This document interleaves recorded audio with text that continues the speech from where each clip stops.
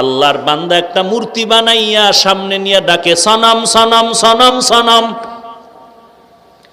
হঠাৎ করে জিহ্বা দিয়ে অজান্তে বের হয়ে গেল সমাদ। সাথে সাথে জবাব আসলো লাব্বাইকা ইয়া আবদি। এরে বান্দা তুই কেন আমাকে ডাকলি? কে আপনি? বলে আনা রব্বুক, আমি তোর রব। বলে এতদিন ডাকলাম কোনো জবাব নাই, এখন কেন জবাব আসতেছে? বলে সনম তোরে বানায় নাই, বানানেওয়ালা তো আমি আল্লাহ। আমি আল্লাহ তোর জিহ্বার দিয়ে কুদরতের নজর দিয়ে তাকায় থাকতাম, তুই সনম সনম কয়ে ডাকতেছ। আর এই জিহ্বা দিয়ে তুই কখন আবার একটু সমাদ বলে ডাক দিবি? আমি তোর ডাকের অপেক্ষায়, কারণ আমার ছেলে নাই, মেয়ে নাই, আমার কেউ নাই। আমি আদর করে বানাইছি তোদেরকে মানুষ। আমি আল্লাহর দেওয়া পানি, আমার দেওয়া বা আমার দেওয়া ফল, আমার দেওয়া মাছ, আমার দেওয়া সূর্যের আলো ভোগ করতেছো, কর।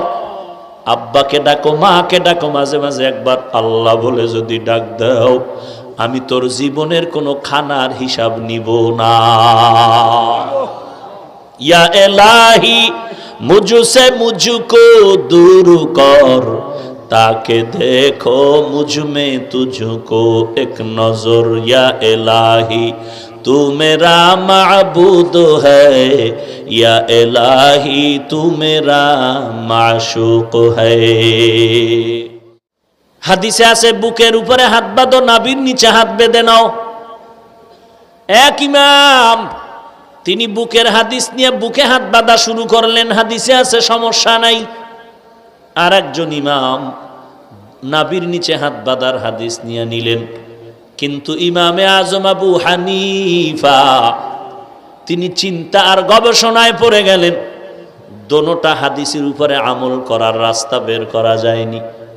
চিন্তা করে গবেষণা করে বের করলেন, একই ঘরের ফ্যামিলি, মা বাবা সন্তান, স্বামী আর স্ত্রী, ভাই আর বোনেরা, ঘরের মধ্যে মহিলারা আর আমার ভাই, আমার বোন, আমার মা, আমার স্ত্রী আর আমি, আমার বাবা, আমার ভাই, একই ঘরের মধ্যে।